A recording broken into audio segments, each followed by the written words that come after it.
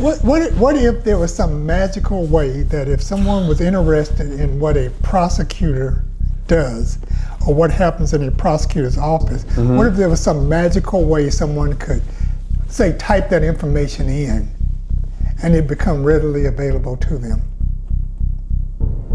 And Black Lives Matter. Well, if you think Black Lives Matter, then you do something that will affect what happens with those Black lives. I've always found a way to get off jury duty. But see, that's understand. wrong.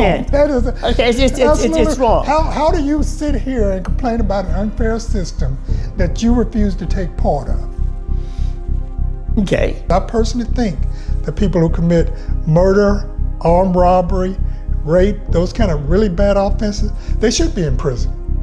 Okay. I don't think that our community should have to put up with people who are committing that kind of harm to our community, because who often is most harmed by that are people in our African American or Hispanic community. It should not matter when your house is burglarized that you are Black or brown. Okay. It should not matter if you are a victim of a sexual assault that you are Black or brown, or that a family member has been murdered. It should not matter that you're Black or brown. Everybody should be treated the same, whether they're what color they are as a defendant or as a victim on a case.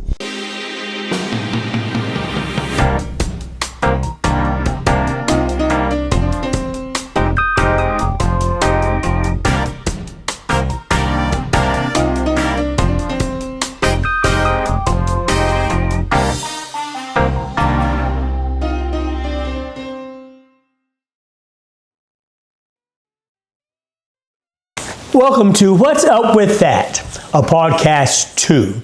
Our guest for the evening, Attorney Gary Cobb, former assistant district attorney for Travis County.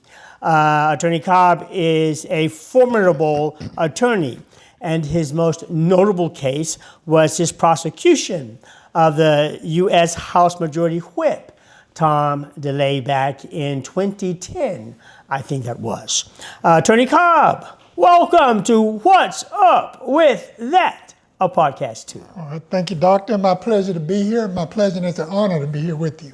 Glad to have you, glad to have you. How has retirement been over these seasons that you've been out? I know you stay busy. Well, yeah, I retired from the DA's office 10 years ago. But since that time, I've done some private practice doing criminal defense work. So working the opposite side of what I spent most of my legal life doing.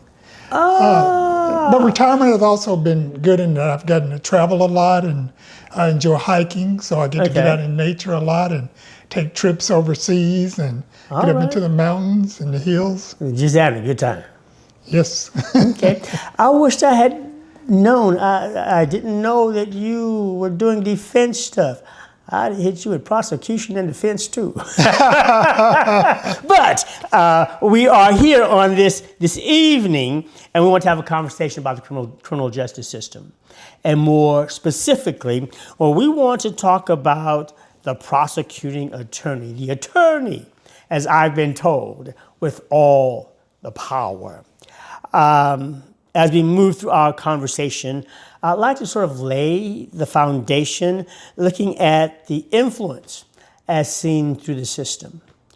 From my reading and diving into this, preparing for this conversation today, what I understand and what is stated is that the prosecutor has structural power, a structural advantage, or the power comes at the very beginning, and it's a structural advantage.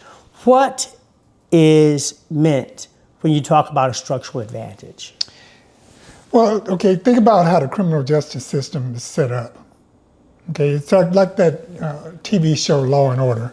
Okay. You have the first part, nothing happens until the police make an arrest or file charges against somebody. The police files charges? Yeah. So someone commits an offense, the police are the one that make the initial charge against the person. Because the police decide that there's probable cause, and the judge looks at it and says, yes, there is probable cause.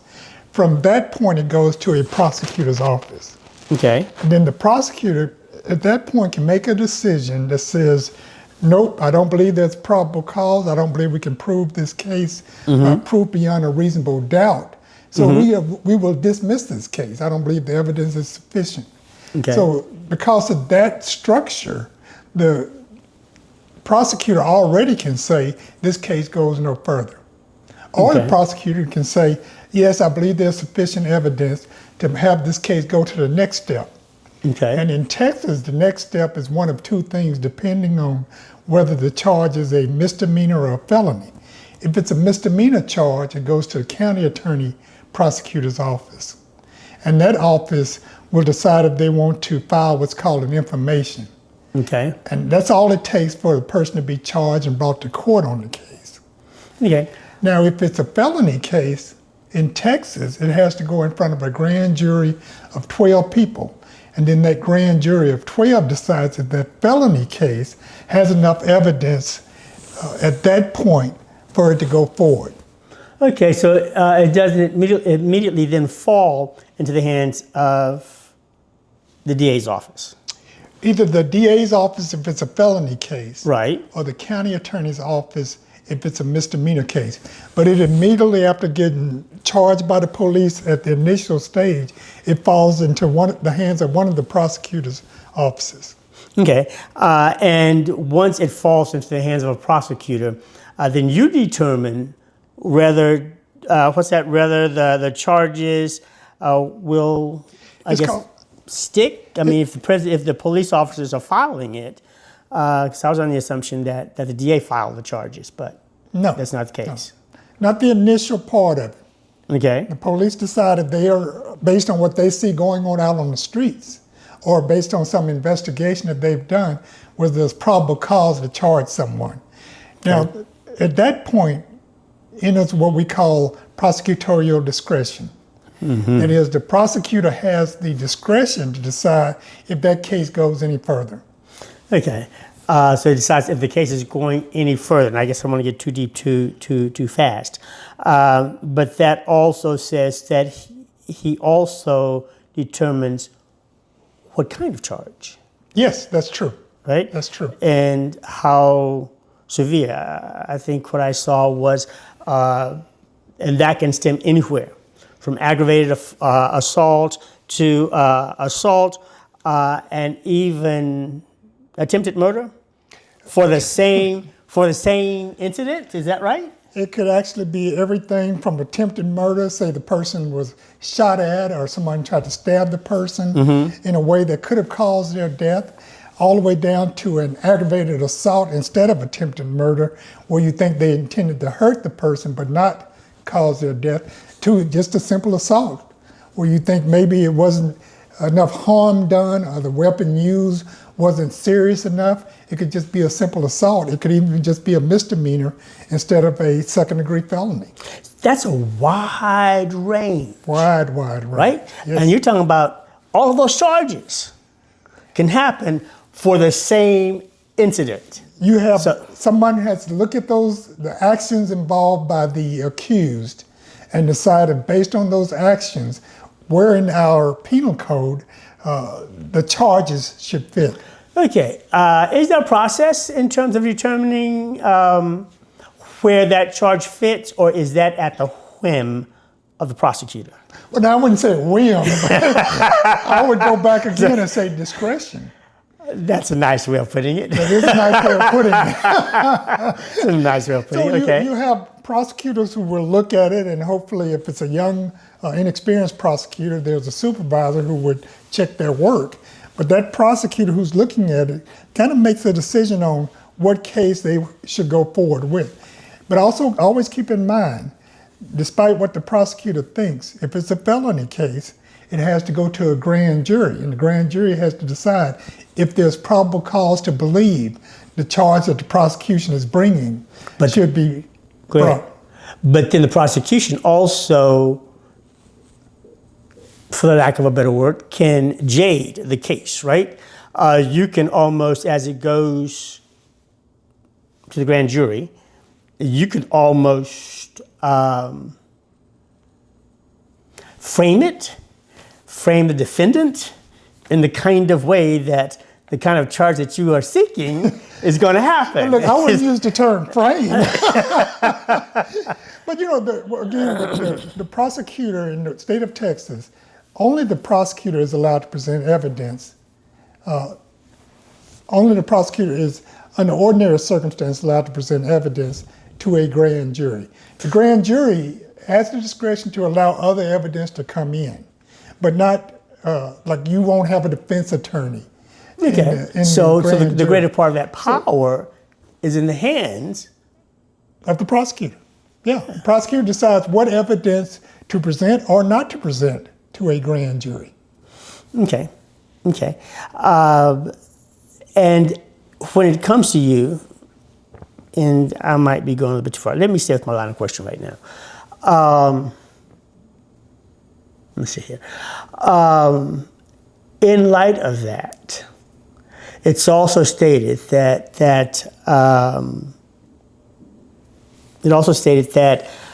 most cases don't get to trial. Yes, absolutely true. Most cases, it's plea bargaining. Mm-hmm. So as we look at this process, and because of this, you have the power to pressure folks to take a deal? Okay, well, keep in mind that by the time a case gets to the point of being in court, that is the police have looked at it, probably if it's a felony case, a grand jury's looked at it, some prosecutor has reviewed it, maybe they had their supervisor look at it, and then the case is set in court in front of a judge finally. At that point, for most cases, not every case, but for most cases, there is sufficient evidence to prove that the person committed the offense. And I emphasize not every case, but for most cases. So by the time you get to court, what's happening is there's a plea bargain process that's going on. Mm-hmm. And for most defense attorneys, in representing their client, they're trying to get the best outcome for their client that's possible under the circumstance of the evidence that's available against their client. The evidence tends to be strong when it gets to that point. A lot of cases don't make it to court because the prosecutor looked at it and said there's insufficient evidence to go forward. Mm-hmm. Or even on the street level, a police officer looked at it and says there's insufficient evidence to charge this person. Or maybe a examining judge has looked at it and said there's insufficient evidence, even though this person has been arrested, for the case to go any further. There's not probable cause. You mentioned the unseasoned prosecutor. Yes. Young, starting out. It's going to have the supervisors. Yes. How about the more seasoned?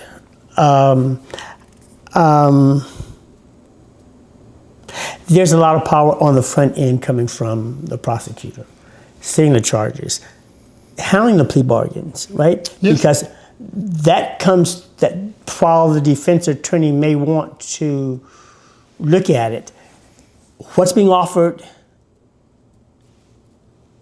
how steep the sentence might be, comes from you. Right. The prosecutor makes the plea bargain offer. And that's your power. There is power in that because, so keep in mind, aside from making a plea bargain offer, the prosecutor can look at the case and say, well, I don't think that, despite this case making it this far, I don't think there's evidence sufficient to prove that this person committed this offense, or maybe they have received some new evidence that suggests the person shouldn't have been charged initially, and based on that new evidence, they decide to dismiss the case. Okay, and that's what you don't like. But so then, as we talk about power of the prosecuting attorney, an indication is, and I've been told a bunch of times, right, the power of the prosecutor. And as you look at that, that's a lot of upfront power. Yeah, absolutely. And as we look at just looking at the foundation, so that's power of the prosecutor. Defense also has some power. Is that right? Some, but not much. And they say it's strategic. Why is it strategic? Well, I'm not sure what they mean by strategic. The power that the defense attorney has is that they do not have to accept the plea bargain offer if their client doesn't want to accept it. But then their options are either find some evidence that's going to convince the prosecutor this case should not go forward, or have a trial in front of a jury or in front of a judge, and then hold the state, the prosecutor, to their burden of proving by proof beyond a reasonable doubt that the offense occurred. But that's a battle in court. Right. And I think most defense attorneys would tell you that's a battle they, in most cases, would rather not engage in. The battle of being in the court and having a jury or a judge make a decision on whether the evidence is sufficient. Okay, so then indication, as I looked at it, was the power in terms of structure is that the defense attorney doesn't have to prove one's innocence. No. It's their line is reasonable doubt. That the state has failed to prove by proof beyond a reasonable doubt That you didn't do enough. that their client committed this offense. Yes, didn't do enough. Okay. And looking at how that plays out. So that means that prosecuting attorney has power, the greatest power in the beginning, sort of guides it all the way through, right? Because somewhere it says that it sets sort of the pace, the tone for the trial. Defense attorney, because its burden is not have to prove him innocent. Just that prosecution did not do their job. And then you have the jury, right? Which also yields some power. Well, if a case is going to trial, either the judge or the jury will decide if the state attorney has met their burden of proof beyond a reasonable doubt. Okay, so that means ultimately that wherever the power lies with prosecuting attorney and defense attorney, ultimately you've got to perform well for the jury, because the ultimate decision lies in their hands, or the judge, Right. guided by the law. But again, keep in mind that most cases do not go to trial. 95% of the cases, probably higher than that, maybe even as high as 98%, are going to be settled in some way. Some will be dismissed, some will be reduced to a lesser charge, and some will be plea. A great deal of them will be plea bargain. Yeah, a whole lot of them. That's how most cases get resolved. And then the ones that don't get resolved, they go to trial. Okay. And the chances are the evidence will be stronger for the state of Texas, for the prosecutor, than it will be for the defendant. Even though the defendant doesn't have to do anything, the evidence that the state presents will have to be attacked by their attorney in some way. Okay. As we look at this power structure, like between prosecutor, defense, jury,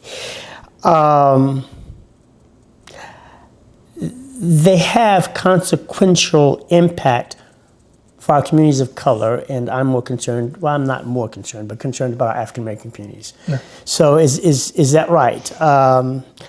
Largely because the most powerful decisions in the system are not made in the courtroom. Often they're made before the jury ever hears a case. Is that right? Yeah, that's always the case. Yes. Okay. How does that affect or impact communities of color? Well, the criminal justice system impacts communities of color in a couple of different ways. Certainly if you are being accused of a crime, the system for many, many years, and some would say to this day, is unfair to communities of color. Okay. The criminal justice system has historically been unfair to communities of color, and historically have had very few representatives of color within that criminal justice system. Very few judges, very few prosecutors, very few prosecutors as top prosecutors or as assistant prosecutors. So that's a danger for communities of color, is it not? I won't say danger. What's that? Michelle Alexander, mass incarceration. Stephen, the brother, he was here a few months ago. Lawyer. Byron Stevens. Byron Stevens.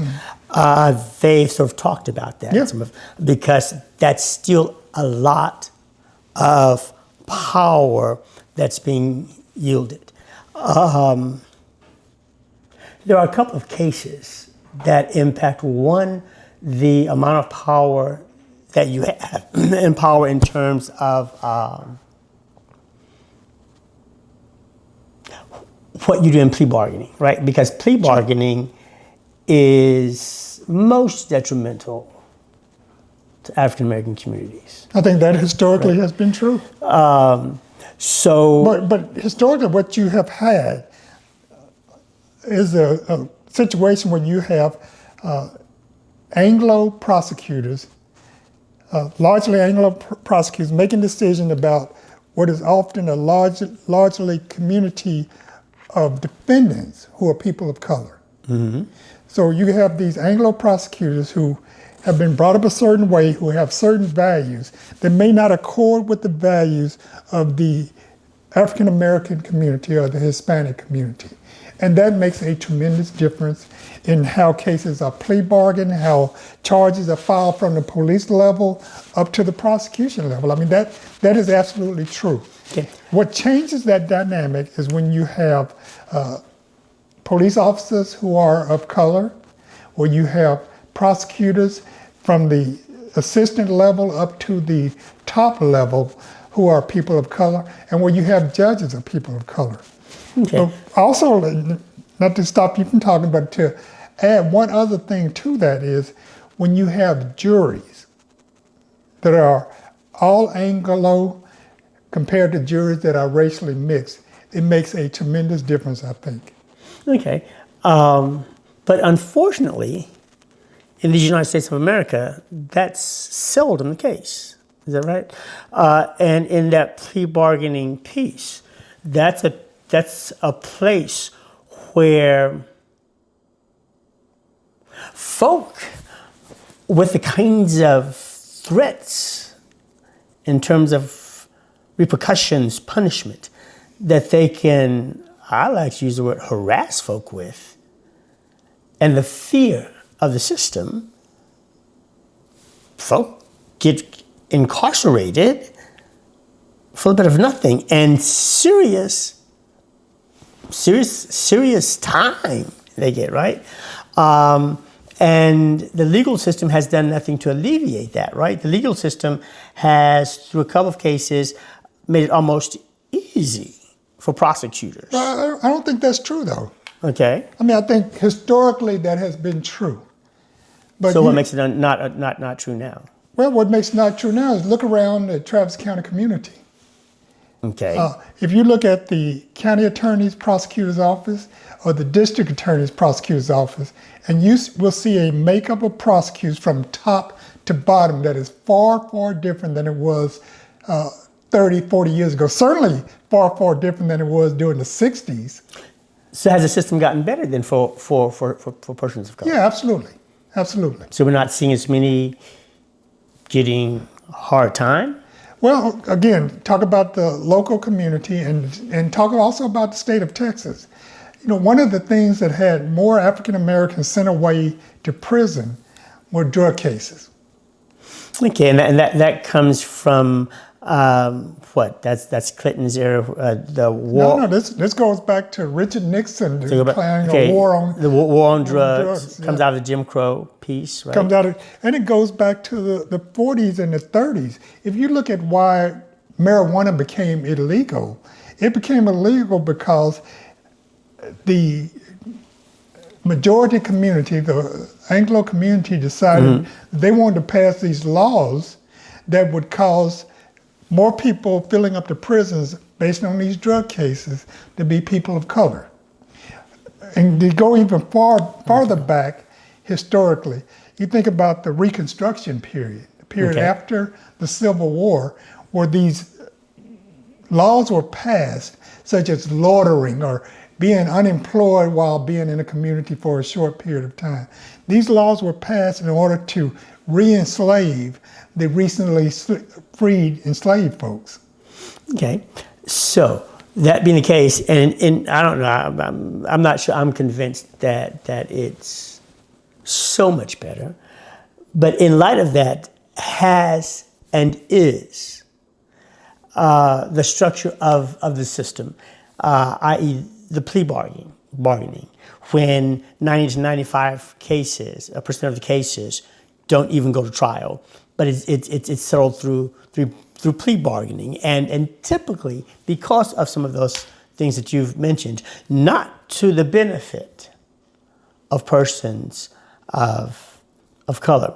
So has the system, and is the system continuing to maybe use plea bargaining, how persons of color are treated as a means of rationalizing the system, and at the same time controlling black folk?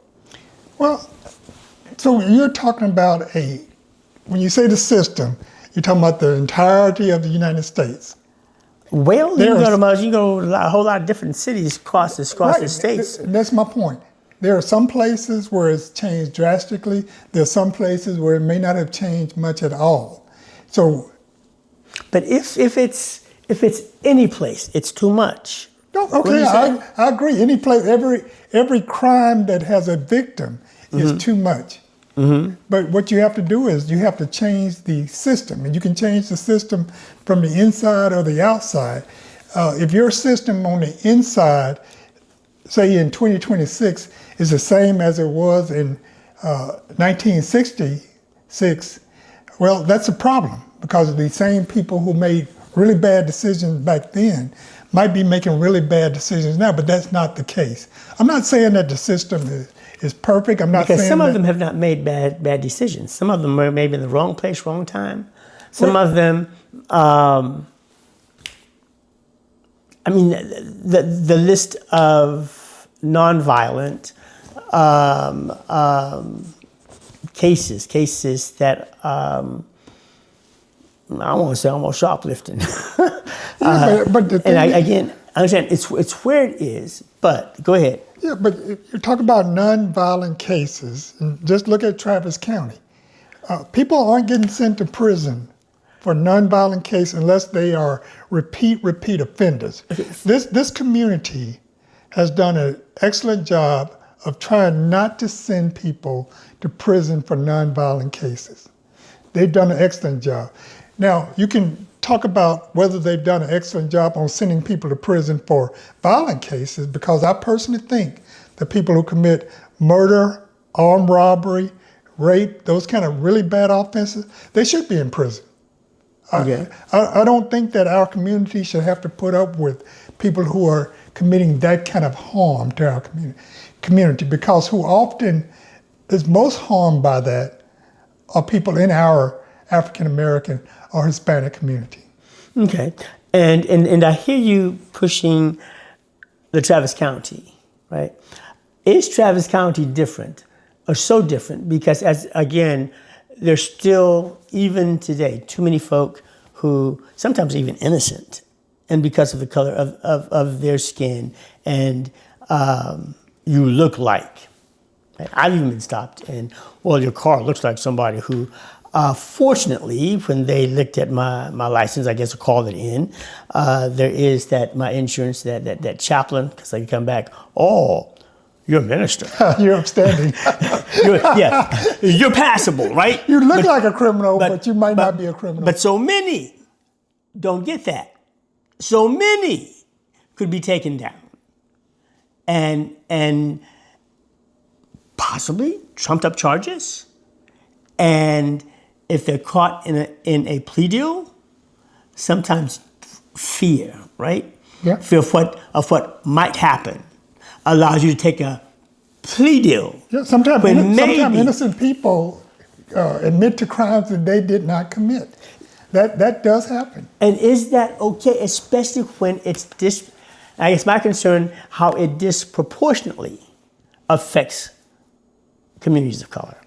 Well, it is not okay, first of all. That is never okay, regardless of whether the person being charged is white, black, brown, or any other color. That is, under no circumstances is that okay.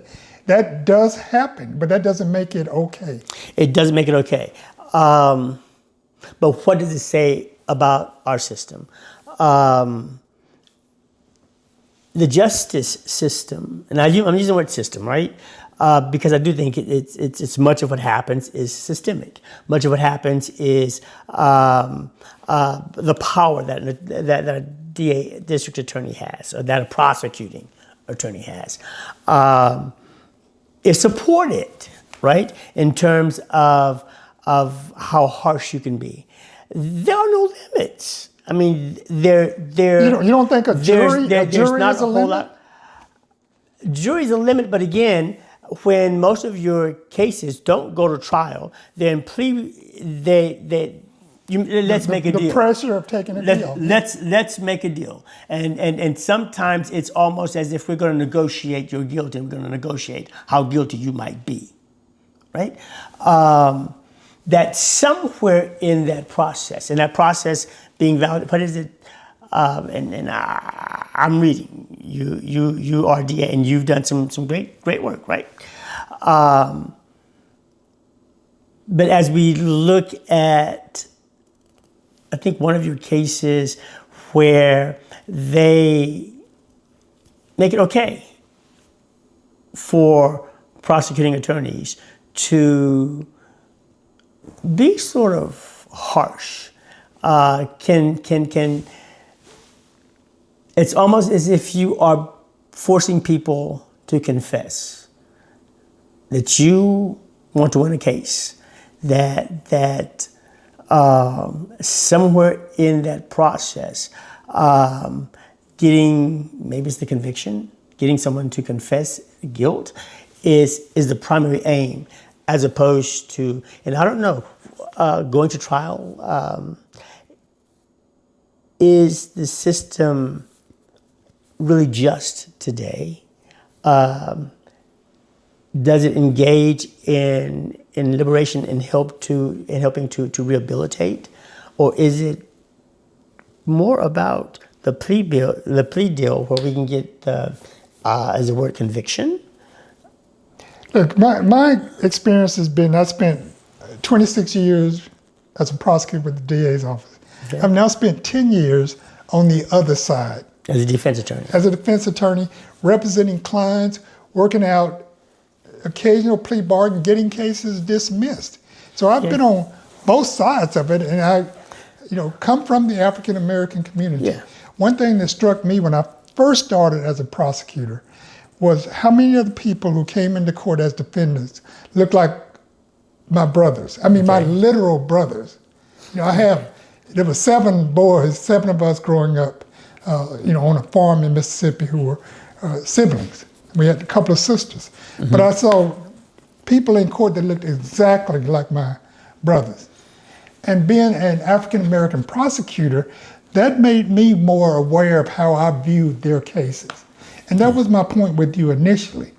You can't keep saying that things were like they were before. They're the same. They haven't changed, because things have changed drastically. And part of that change is because of people who are now involved with that system. So we're seeing more people of color moving from just wanting to be defense attorneys to want to be prosecutors, and understanding the power that comes with that. And understanding the power that comes with that.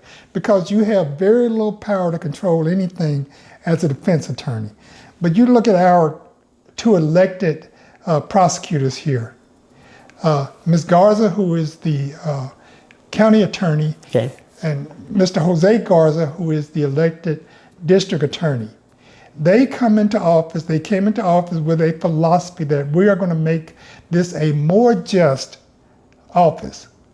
They didn't say that it was unjust at the beginning before they got there. They said we want it to be more just, and we're going to have these policies in place to make it more just. And these are people who understand what it is for their communities to be violated by injustice. Okay. And they will hire people with the understanding, these people understand. That doesn't mean that they're not going to be hard on violent crime. People who are committing even DWIs, which can be a violent crime. People who get hurt in DWIs. That's most of the cases that the county attorney's office prosecutes.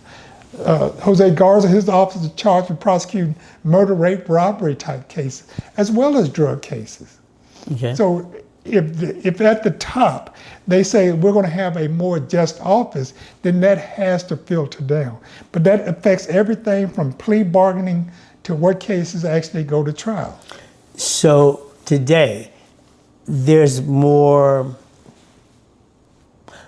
accountability for prosecuting attorneys? I don't know if I would say there's more accountability. I do think that that is the case. Our community expects a lot more fairness from the prosecutor's office than they did, say, 30 years ago, because the community has seen injustices that have come from the not specifically the Travis County Prosecutor's Office, but all prosecutors' office in general. So they lump them all together. And they say... And that's what I'm doing, kind of. Well, and they say we want every office to represent our entire community. And you see that to the extent you've never seen that before. So what does that look like for folk who may not, in their view, see it? It's setting... That where they come from and where they are sitting, black folk are still being arrested more often. They're still being tried and convicted. And sometimes unjustly. Let me add this to what you're saying. I mean, all what you said is true to some extent. Okay. But there's another part of this that we often forget, and that is, who are the victims on these cases? Who are the victims? What do you mean when you say who are the victims? Yeah, because our victims come from the same community that our defendants come from. Is the criminal justice system as fair to victims who are of color as they are to victims who are not of color? Do we value the lives of a murder victim who is African American or who is Mexican American as much as we value the lives of a Anglo who's been murdered?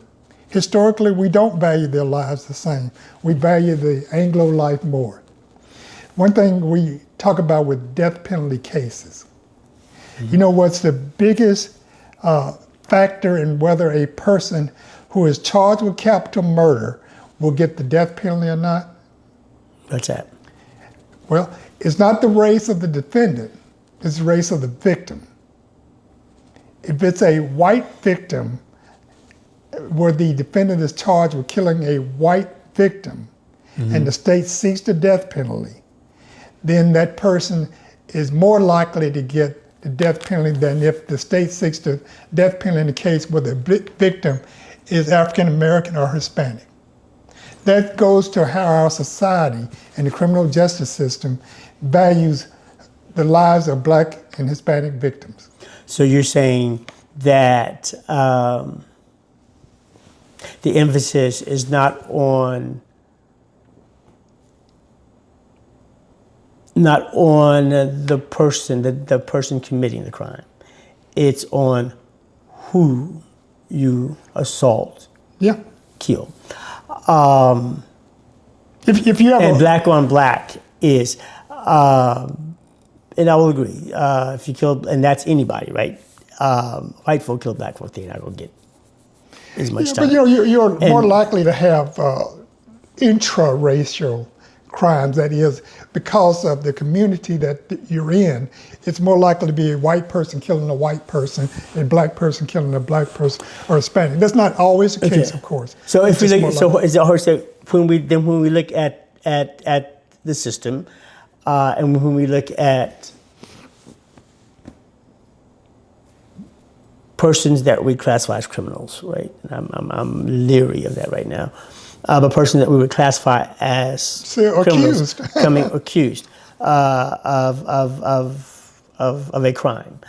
Are you saying that black folk are being convicted more? We're committing more crimes? No, I'm not saying that. That My point is, we care as a society more about white life than black life. white lives than black lives. And we got to understand that that affects not just defendants who are accused of crime, but also the victims of crime.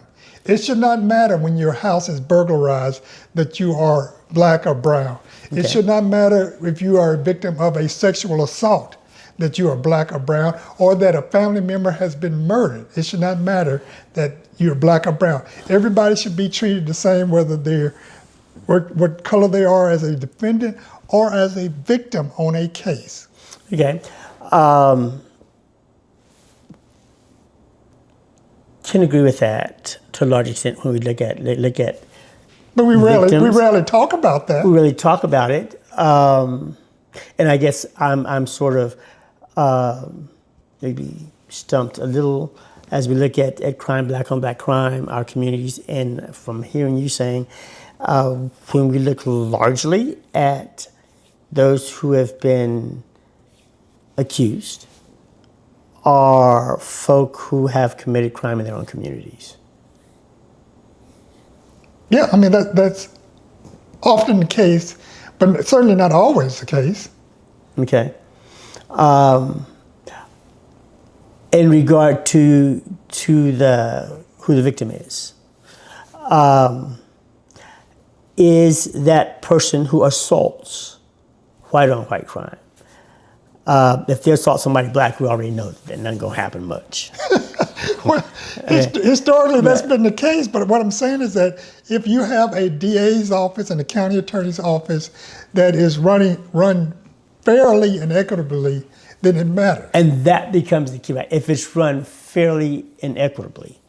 How many systems, how many areas around the country can we really say that they're operating fairly when we look at the disparities in the charges that are brought, when we look at the disparities in sentences, how they're sentenced? I guess I want to ask, is across the nation, is that the biggest place that most of them are run fairly? I don't think that is likely to be the case. I mean, I don't know how every office is run. Right. You know, I read the same newspapers, keep up with the same websites that you do.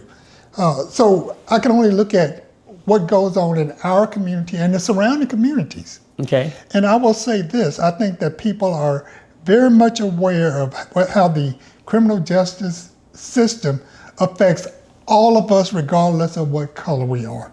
And I think people are wanting that system, not everybody, you know, it's not going to be 100% right. ever. There are always people who want an unfair system to be unfair to people who look like us. But regardless, I think the majority of the people want a system that's fair. And you look at a case like how Williamson County has changed so much. Williamson County used to have a reputation for being a place where you do not want to be charged with any crime there because they will hammer you. And their speed through Williamson County, right? Well, and their reputation was, it really didn't matter if you were white or black, but it mattered a little bit more if you were black. You would get hammered there. Then they had this famous case, Michael Morton. Michael Morton, a white man accused of murdering his wife, who spent a long time in prison for a crime he did not commit. And that led to us having something called the Michael Morton Act. But that also led to the repercussions of people who were in the DA's office involved with the prosecution basically being run out of town on that. Not literally run out of town, but basically being taken off the position that they held. And it caused changes in that DA's office, and they now look at things with a more acute legal eye, perhaps than they did in the past. So there's been a lot of changes there. And it caused changes that would keep prosecutors from hiding evidence that should be turned over to a defense attorney representing their client. It had a lot of big changes. So, officers change because of community pressure. So has the community? I know you had. There's a community policing piece, and it's had. At times it's done well, and at times it's not done so well, right? At times it's been supported, and at times it has not been supported, right? So in the midst of that, and I'm going to say, help us understand then, in the midst of that, when we see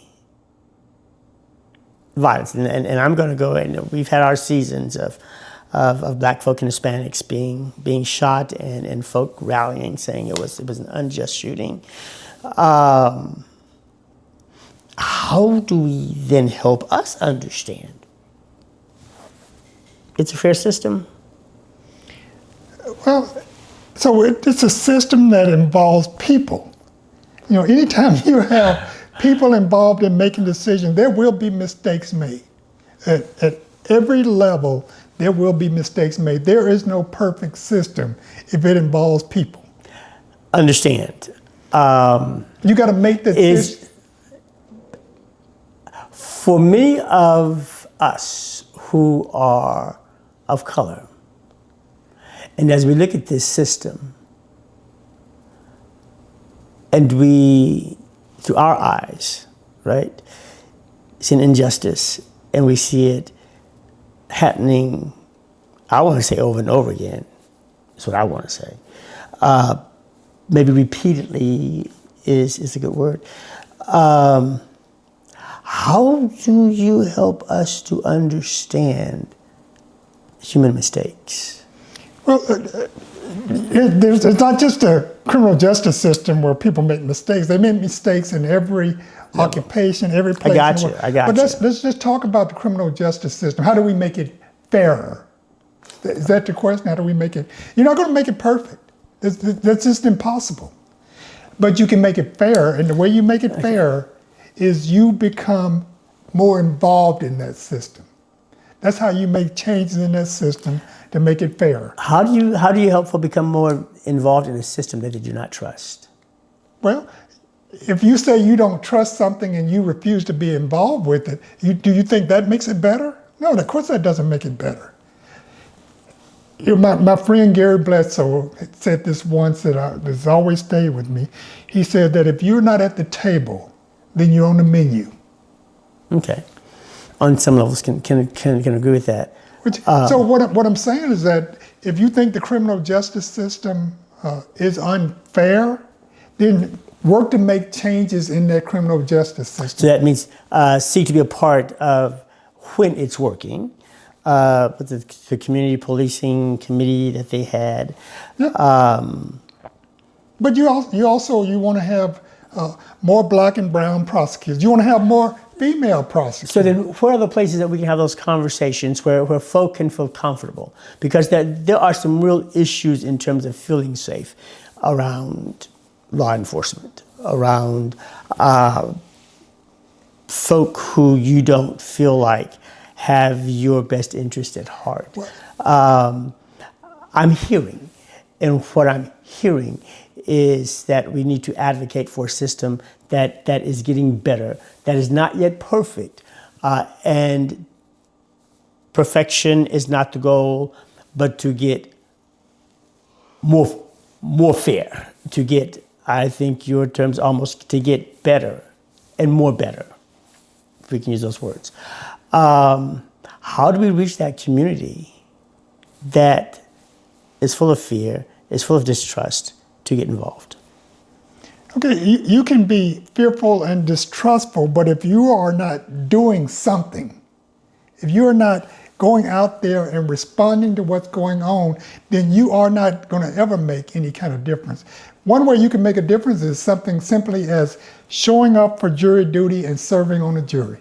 If you think that the system is unfair to black or brown people or poor people, because economics makes a tremendous difference.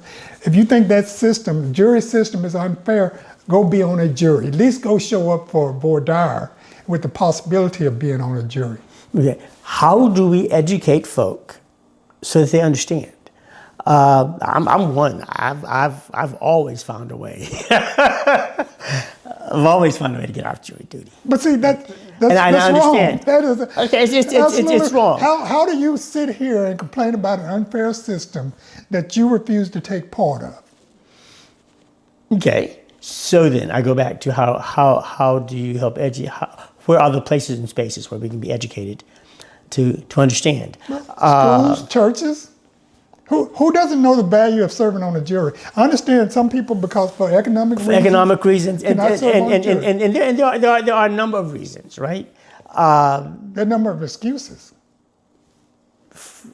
Excuses, reasons, however we shape them, mold them.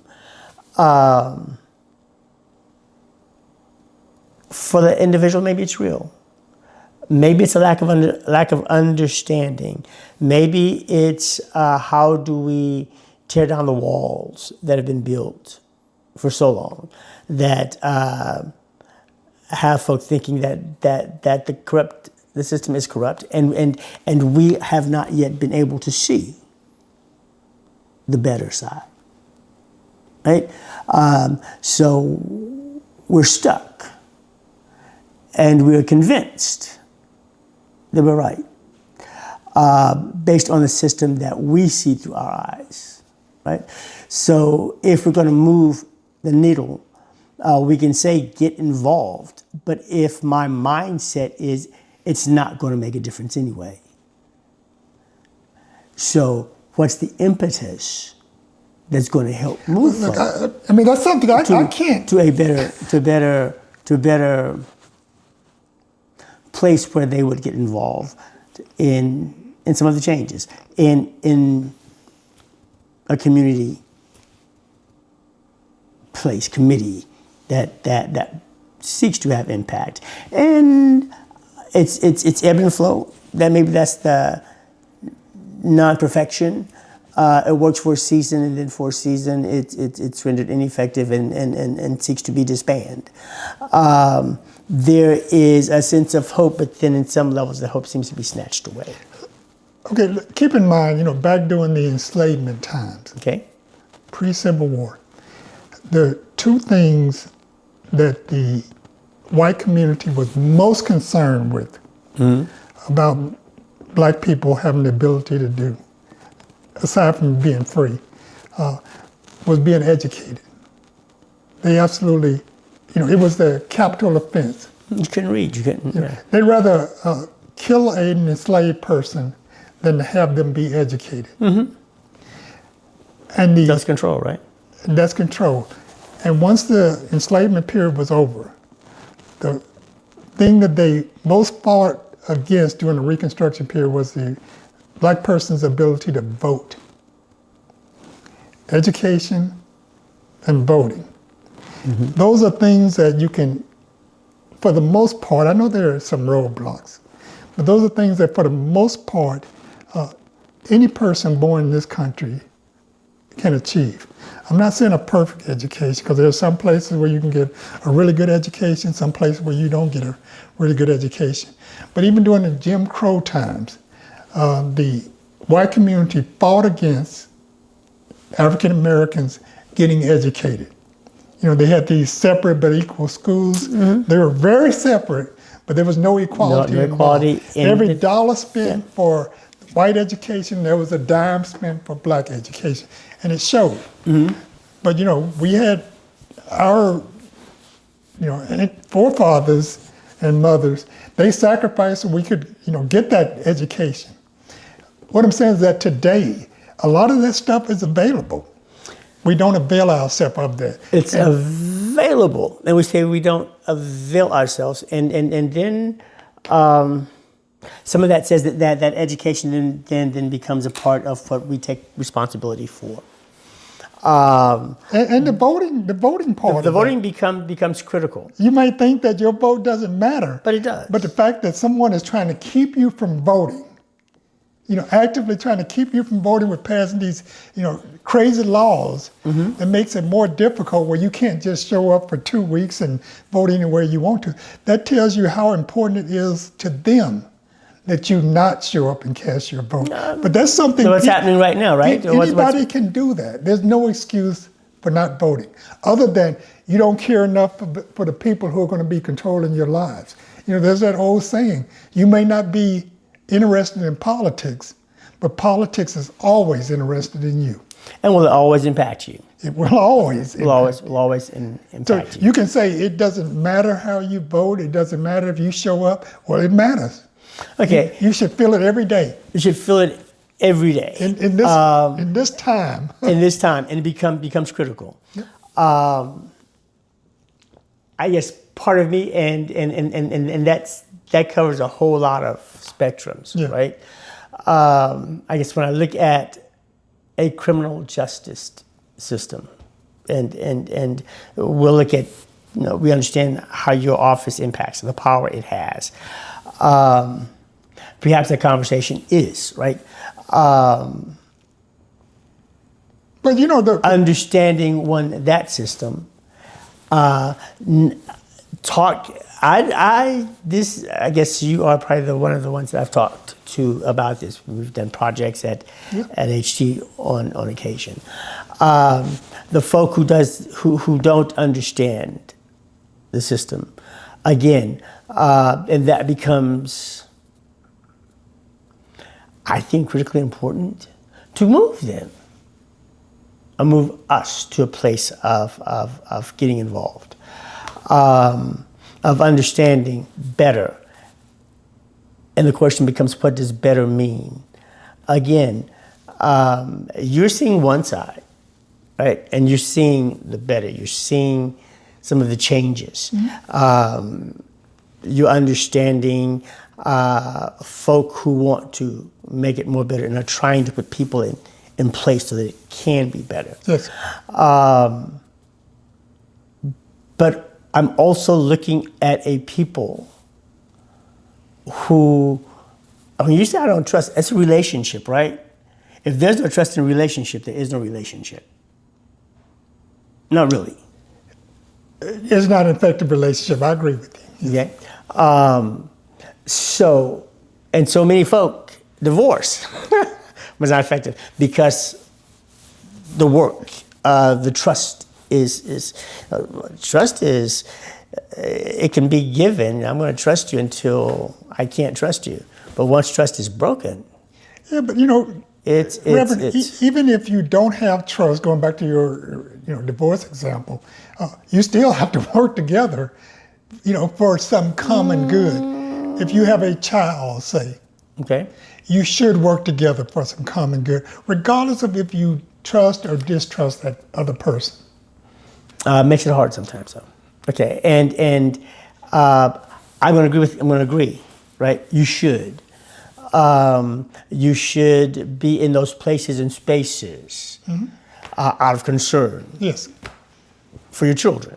Yeah, but you can't just say, I don't trust this criminal justice system, so I'm going to stick my head in the sand and not, take partners. I'm not going to vote. I'm not going to decide who's going to be my elected county attorney or my elected DA or my, the police chief. Many that have not understood the power of a DA. Well, they will understand the hard way if they're not willing to pay attention to what's going on.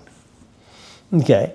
And hence a problem? I think deciding that you don't trust a system and refusing. And sometimes it's not just deciding. I mean, sometimes the system has let you down. Sometimes the system, how it was built, right? You talked about Jim Crow. Let's talk about mass incarceration. Let's talk about some of those things that have it's been a disservice. Violated the trust. Yeah. Right? But still, it's that same system is in place. You can make a change in that system. We see it happening in places all over the country. Not everywhere. There will be injustices, even in the best of. So what would you say to Michelle Alexander, Brian Stevenson, who have fought those fights, who are leery of a criminal justice system, especially where prosecutors are concerned? What's their solution? You're not going to make that system go away. You will have police arresting people. You will have prosecutors prosecuting people. You will have juries and judges making decisions on who goes to prison and who gets let off. So what you're saying that, and I'm looking at it from a system that is anything but just. And so many, again, those folk who talk about mass incarceration.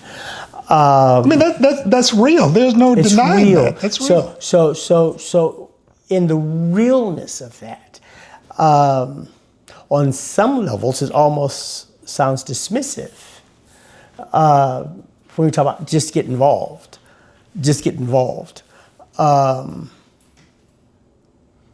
You think not getting involved is not dismissive? I'm not going to say that it's not dismissive necessarily, but it's coming from a place. So I think it becomes incumbent for us to understand the place, right? For me, it's like the system that for so long, right, has misjudged. I'm going to say us, right? The child who is in a, for example, predominantly white school, but because it caters to whiteness, right? Smart, but then they've not allowed her to be inducted into the National Honor Society until she's a senior, and she's been a student all 4 years. There's a sense that it's not going to matter. Where you're going to, it doesn't matter because they're going to keep you down anyway. And that's because of what happened to her, right? So because of what happened, it says, what's the point? You know what? If you had people with that attitude, we'd still be in slavery.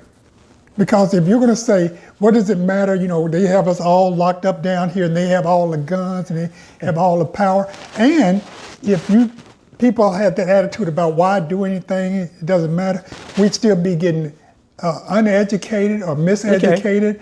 We'd have every historical problem we ever had. Okay. About people having that attitude of it doesn't matter because there's been some injustice done. There'll always be injustice. So how do we help? How do we help that child who's had those experiences?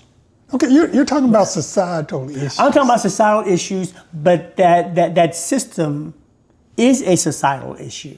Yeah, but that has to come. That is a societal issue. But fixing that, if it doesn't come from the general society, it has to come from our community.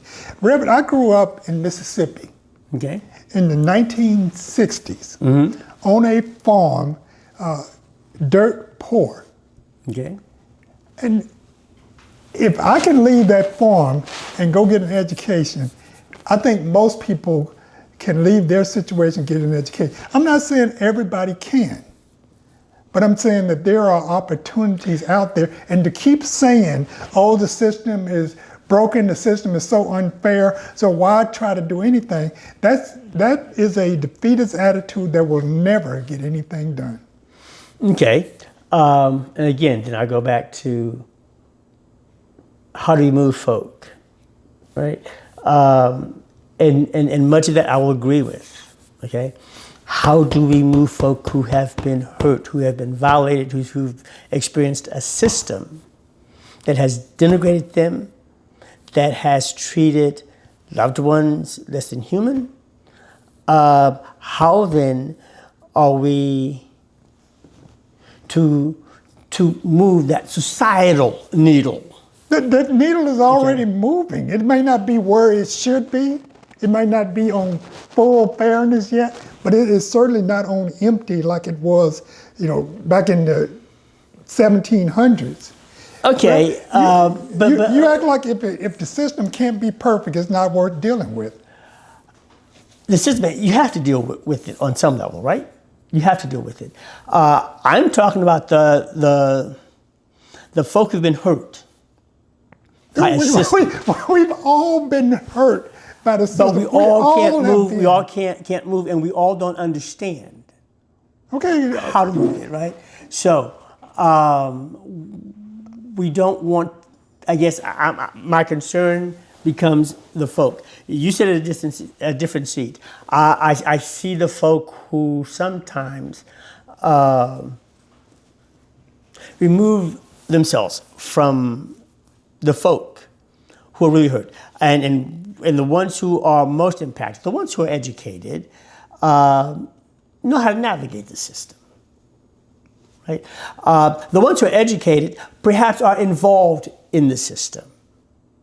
You don't have to be particularly educated to be involved in the system. You don't have to be particularly educated to be involved in the system, but you do have to develop an understanding that says there's a system here, but how can we overcome it? And some of that I've heard you say, but I think it has to be more than that if we're going to move the truly marginalized, the truly poor, where access becomes problematic, right? As we look at charges, right? Depending on what community you come from, maybe not black DAs and maybe some black DAs, right? Prosecuting attorneys. Don't take into account those who don't have access, those who are the most vulnerable. Those are the ones probably who are going to get the greater charges. Those are the ones who are probably going to not be able to navigate a system, not access to a good attorney. But you know, some of that is like so much in life is just showing up. If you don't show, and if you don't show up, then you're left out. But that's for everything. That's for school. That's for jobs. And I understand. I advocate, right? You're a chaplain, right? You become a part of the organizations that's impacting. You become a part of those who are moving, so that you can sort of navigate that and call attention to, right? How we are perhaps being left out, and you can have those conversations. There are so many who don't know how to engage in those conversations because they've not had access. And so how do we, or are we called to stand up and advocate for them? And teach them. Maybe advocating comes in a variety of ways.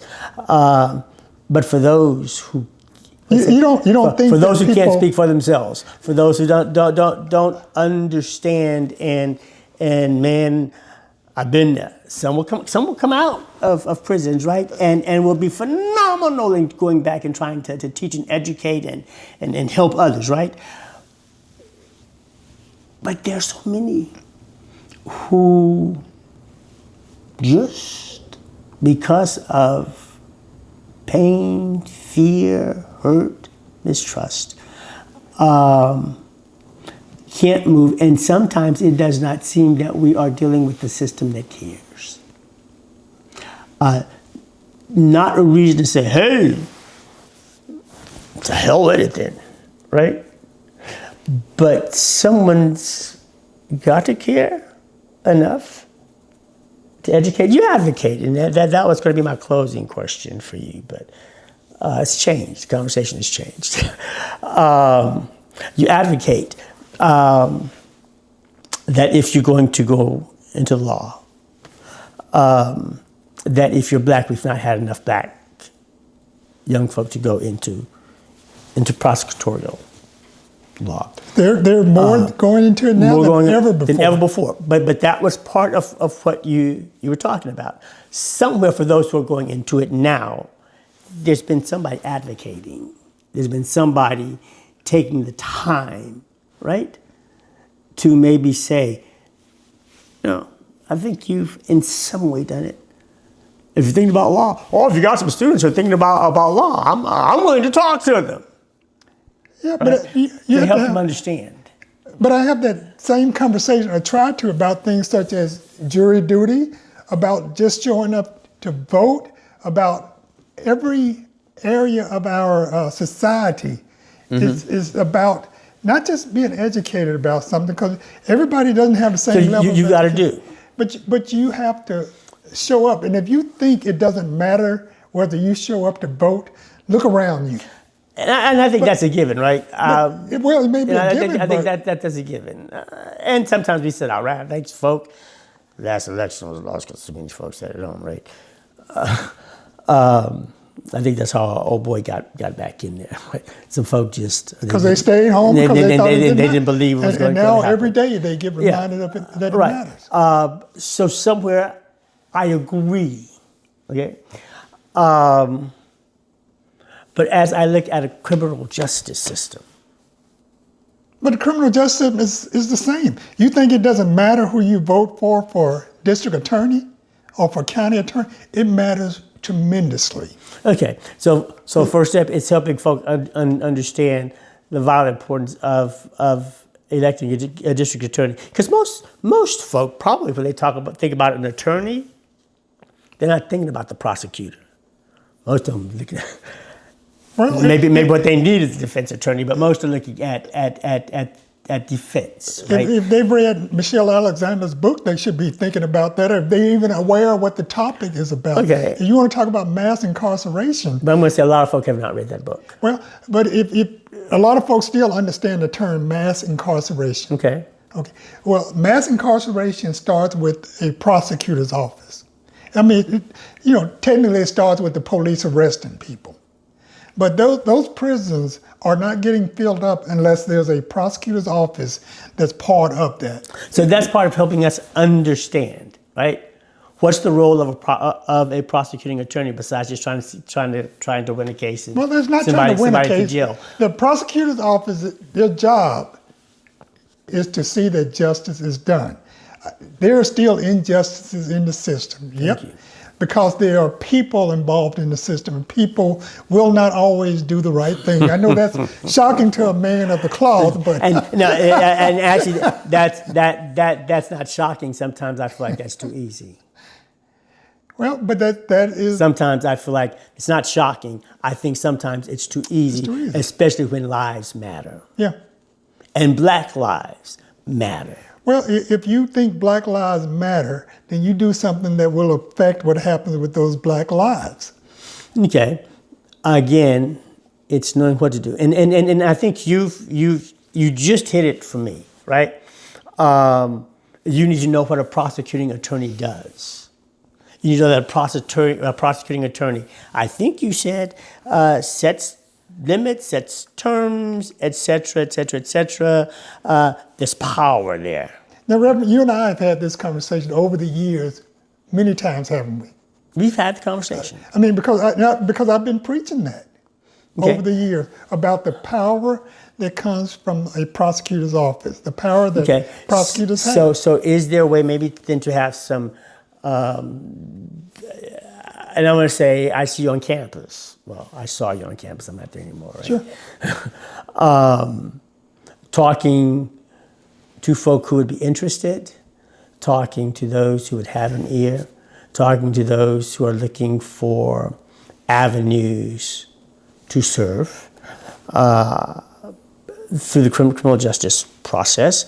Those are, in my mind, I don't want to use the word prey. Easy. Low-hanging fruit. Yeah, right. They're already there. They already have the mindset. They're already there. Too many don't vote because they don't know and they don't understand. Too many don't know that if you've got the right prosecuting or the right DA in place, that it can serve your community better. It matters tremendously. Right? But if I don't understand it, and again, it's not getting the low-hanging fruit, it's getting those in our communities that don't have access, who they've not been educated, but they're children of first generation. And what you understand is that first generation child doesn't have a whole lot of help because mom and daddy don't know. So they're almost by themselves, and they're depending on others to help them navigate. But that leaves the others here, right? So they have an understanding. They've gone to a place. There are so many who have not. And how then do we help them understand the role of the role and the value of a DA, right? If not, and maybe this is a good switch, right? What do we do to help folk understand so that they can change the system beyond just doing. Jury duty is important. Lord help me, I missed it, right? I'm one of the guilty ones. I found I'm sick. And you were an educator. And I was an educator, right? But it's also, I'm going to admit to a lack of really understanding the role of a prosecuting attorney. Right? And that's real. And so if we want to move a people, how do we have those kinds of conversations in the kinds of places where it really matters? Well, I mean, the education part is out there. Now, whether anybody is paying attention. When you say it's out there, how is it out there? How is it out there, and in what ways? What ways can someone who has experienced this system in a negative kind of way, does not have the means or the educational experience to actually know how to navigate, to get that information, how do we help them understand so they can vote for you?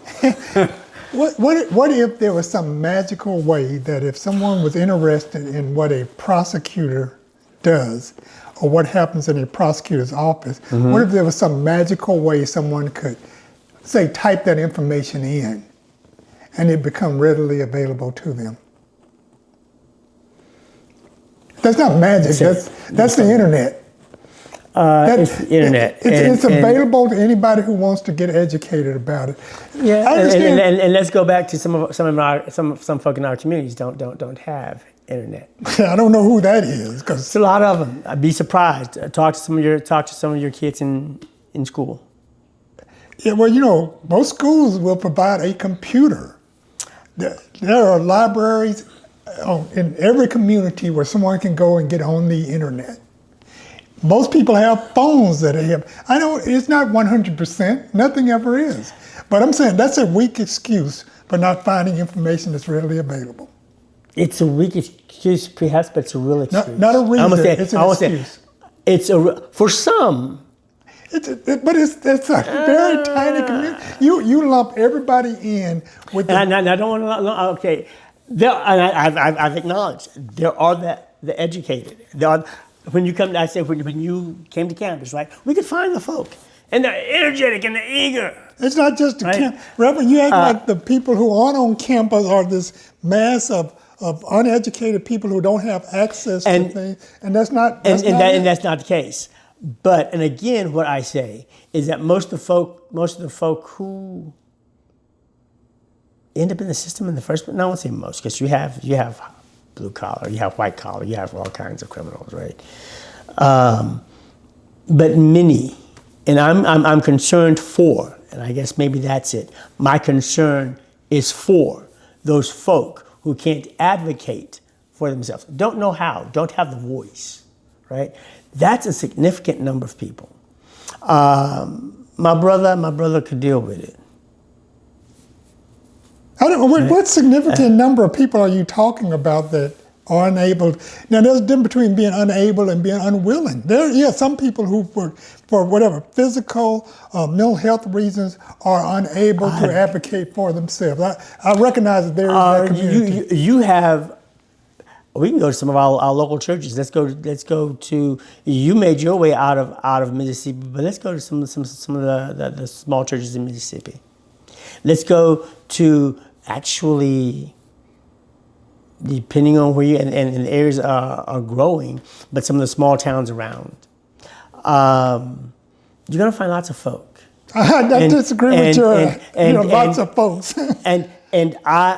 There are those. I think that's why you have the activist groups still being active, right? Your Black Lives Matter, all the groups before that, NAACP. And I think the value is not just for those who are able. There are some, and I hear it's here, but it's also how have you been trained to use this? Most folk can look up stuff, but you know some of the stuff they're looking up. Maybe, and again I say, they don't know. They haven't been trained, developed. I just believe that we need to be more concerned about community folk, our immigrant communities. You have to get legal service. They don't know. And you can have this and the other stuff that goes with it, but you have a segment of the population I'm not talking about, and everybody's not poor, but, and I think as we look at what the Democratic, how do we advocate for, there's a whole lot of folk, and the system has not always played well towards us. Well, I agree with you that the system has not always played well toward us, but I don't care what community you're in, what group you're in, there are advocacy groups that have advocacy, people advocating. Okay, advocacy, okay. Yeah, for whatever community you're in, whether it's an immigrant community, whether it's the deaf and hard of hearing impaired community, whatever community you're a part of, there is a group that's advocating for you that will explain to you how you can make yourself better and have your voice heard. Now, if you decide to stay home and not go seek those out, that's on you. That's not on the community. It's great. Mine says, and I say, that even in hearing those voices, there are places where you are not heard. You're seen, you might be listened to, but you're not heard. And it's that group of population that there's a concern for. How do we move them? How do we reach back and pull them with us? I do think that sometimes it's oversimplified, that all the stuff is there, right? But sometimes it's oversimplified, and sometimes it's not that easy to say that it's accessible because it's here. It's accessible to everyone. I don't think there's anything about life in general that's easy. But I do think you gotta, at some point, show up and take some responsibility for you being able to move things forward in order to get stuff done. Do you think that there is a group of folk out there who are, I want to say voiceless, don't know how to use their voices? Well, I think there are people who have mental health issues that affect. I don't think that all folk who don't know how to use their voices are I don't ill know or have ailments. What kind of people don't know how to use their voices?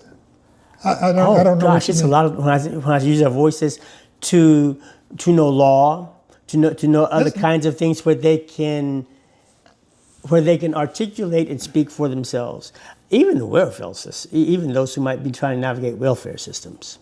Okay, there are a group of marginalized folk who are voiceless. Scripture talks about speaking, being a voice for the being a voice for the voiceless. Scripture talks about that, right? That population exists, and that population have advocates that will help them if they want to be helped. Again, I think it's oversimplified.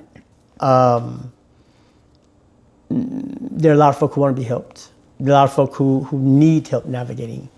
And I'm going to say, because that's the key, right? Navigating our criminal system. And I'm still not convinced it's blind justice. I've never advocated that blind justice exists. It does not. Mm-hmm. But that's why you got to make changes in that system.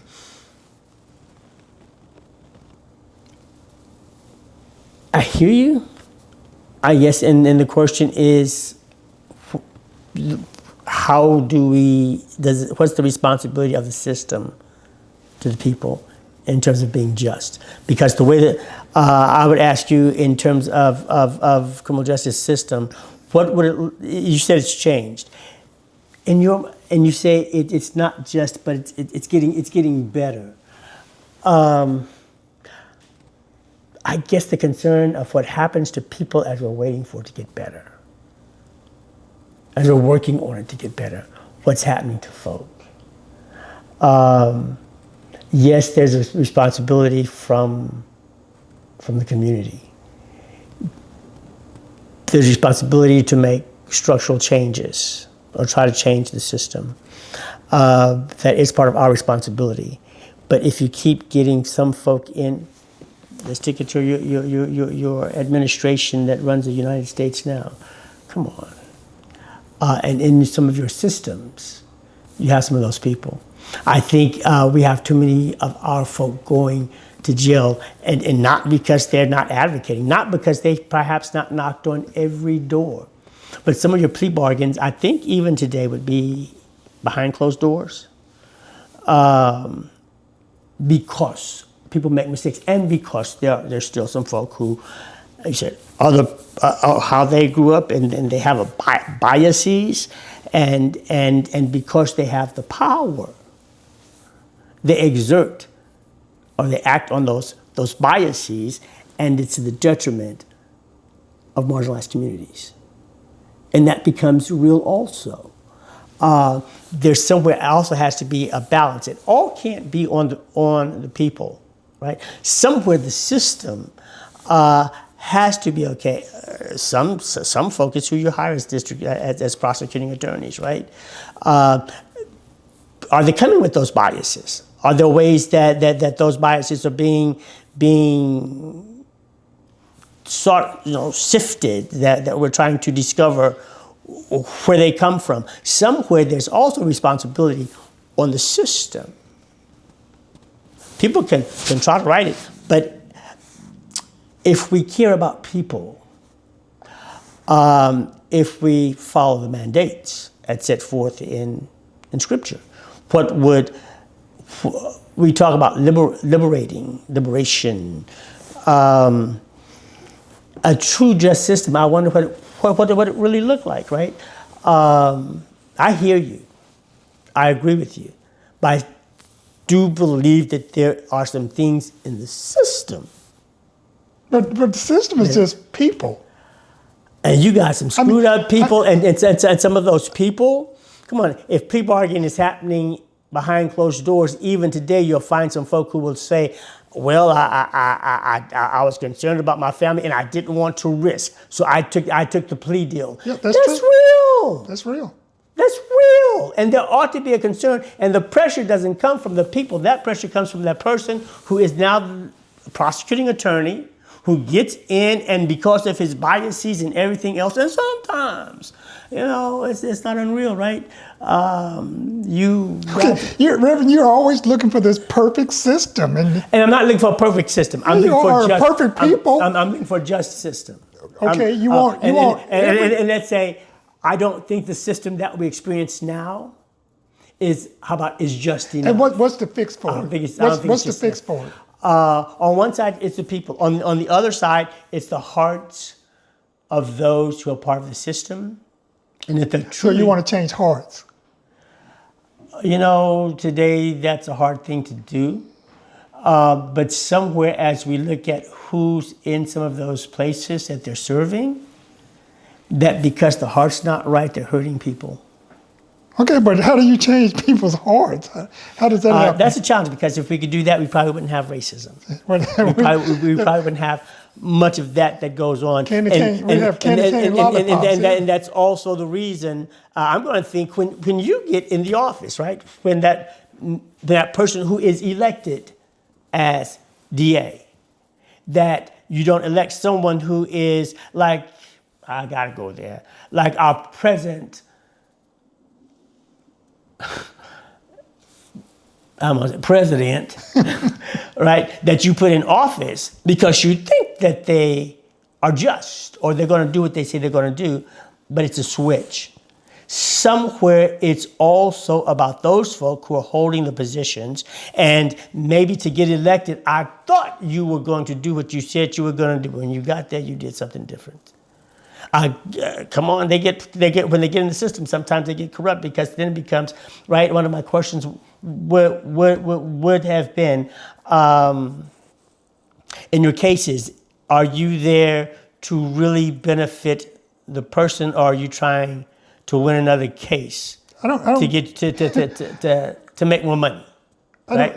And to do that, we'll violate folk. Nobody gets more money for winning cases in the criminal justice system. They don't get more money for winning cases, but they certainly get the notoriety, right? You can there is a ladder you climb, and more money comes that. No, that is not how the system works. It's not how the system works? It's not. Well, you've got some attorneys who are doing quite well, right? As prosecutors? No. I'm going to say as prosecutors, you're probably the one prosecuting attorney. So I don't know that in and out. Well, I know the pay scale for what prosecutors get paid, and you can make a whole lot more money going out in private practice. You're doing defense. Doing defense or doing civil law or doing. You are limited in what you make as a prosecutor. Okay, and but there is also the what. Is there something for the prestige? Is there something? I mean, when I look at your record, right? It's impressive. It's impressive. Somewhere we serve, hopefully because we want to help people, and that's what I hear from you, right? I've heard that from you clearly. I've heard that from you as you. Draw folk in and say, okay, the defense is cool, but you are of greater service to your community. Right. Here, I hear that. Yes. I've heard that. I've often said that. From you, clearly. But those who don't look like you and those who don't look like me may not have that same heart. Well, I would also add that just because they look like me or they look like you does not right. mean that they have that. I same know heart. that's an understatement. I'm one of those who believe sometimes we hurt ourselves more than other folk hurt us, right? So I'm with that. There are plenty of prosecutors who look nothing like us, who are Anglo prosecutors who are trying to do the right thing. Are there enough though? I think we need more people who look like us in the system. Okay. And that's a system that starts with police officers, social workers, every part of that system, to prosecutors, judges, every part, appeals court judges, the politicians who write the laws. We need more people that look like us because they will give that more consideration on how it affects people who look like us. Yeah, I do think. Okay, so that's one side, right? Because I think that lens is broader than perhaps we're making it, right? It affects many, and that lens, as it's seen, just from a lot of different ways. And I think as many ways as many different lenses that we can look through. There are probably as many ways as we need to come together and look at maybe how we can collectively, but I'm still challenged because I'm not sure that I totally trust the system. Well, look, the criminal justice system, that's not a criminal justice problem, that's a societal issue. It reflects our society, the way we value black and brown lives, the way we value the lives of poor people. That's a societal issue, and people who are involved in the criminal justice system are reflecting in general how society views those kind of people. And is that good? Is that okay? We need to change society. So what do you mean when you say we need to change society? Well, I mean, it goes back to how we value, certain lives in our community. That will be reflected in. And that's almost a heart thing again. All right. How do you do that? Hard in education. How do you do that? But I mean, I'm not a believer that you can really change anybody's heart, but you can change their actions.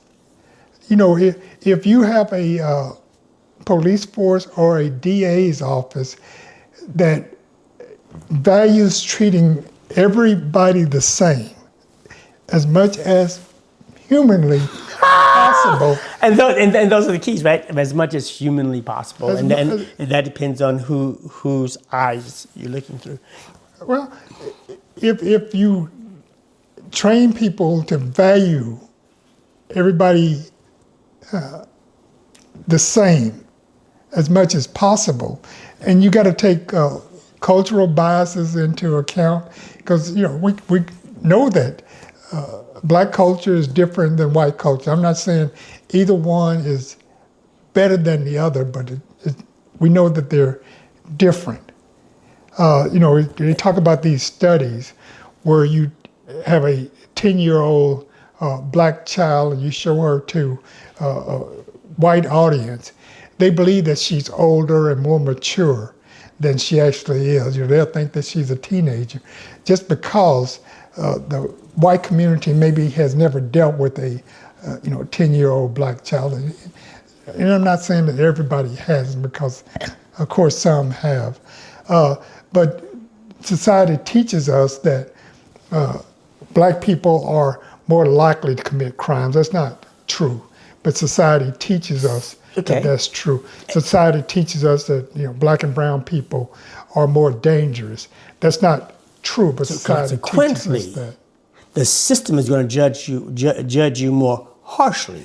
Because society judges you more harshly. That's fine, but if society is doing that, when you get to the criminal system, you're judged by that. And that's problematic. Yeah, that's problem. It always has been problematic. But that's why we have to have changes, from the top in a system that has historically. I change from the top. Okay, I like that. It has to be community, but what I heard, changes from the top, I think, changes within the system. Yeah. Changes coming from within the system. Within the recognizing its weaknesses, recognizing where it's being dismissive, unjust, unjustly unjust. Can you be that? To defendants and to victims. Don't victims leave victims out of this matter. Because victims matter. I will not. If someone hurt my mom and them, that's going to cause, because she becomes a victim, right? That's so. Yes, all of that looking and all that being a part of it, to create a more just system, but. Certainly for those coming through, and I don't want to trade one off. A more just system for everybody. For everybody. Okay. Don't want to do a handoff, but the focus for this evening being the criminal justice system. So the focus this evening, not forsaking, right, but the conversation looking at those who go through the system and how they're then treated. Right, because that's also a piece that we don't look at enough. And sometimes when you look at the whole, you also got to pull it apart and isolate it so that you can deal with it most effectively. And so to deal with it most effectively in the criminal justice system, it's for our purpose, the intent to isolate and look at what's happening there for those who have to enter that system, and then how they are treated or not treated. Why? I think you've already stated. I appreciate it because you do have that heart to pull people in. If you were going to talk about being a prosecutor, what would you say in terms of the importance and the term and importance and important from the standpoint of being involved, and the importance from the standpoint of choosing your DA, because all prosecutors are not DAs, right? You're assistant DA. You have someone who's just prosecuting. There's one elected district attorney, and then every attorney that works under that elected district attorney is an assistant district attorney. So in Travis County, you probably have 90 assistant district attorneys. I didn't know that. Yeah. Okay. So then how do we create, or how do we, one, develop a system from within, I'm going to say from within and from without, that's going to be just. And I would love, and maybe I am looking for that perfect system.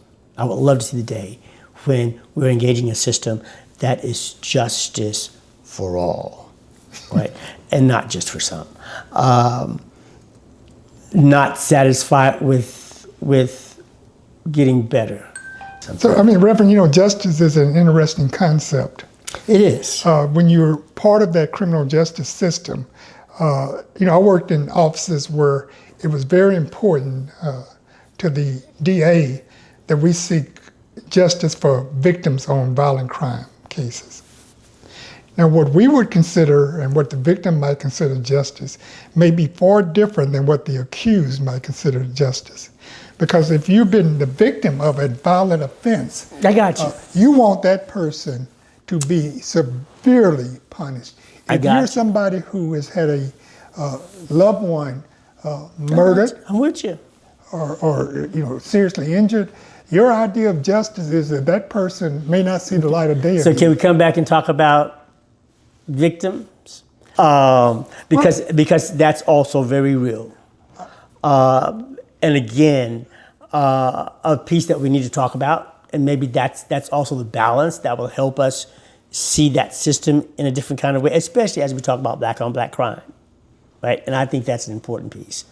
But just for today, to look at how we navigate a system, looking at the role of a prosecutor, right?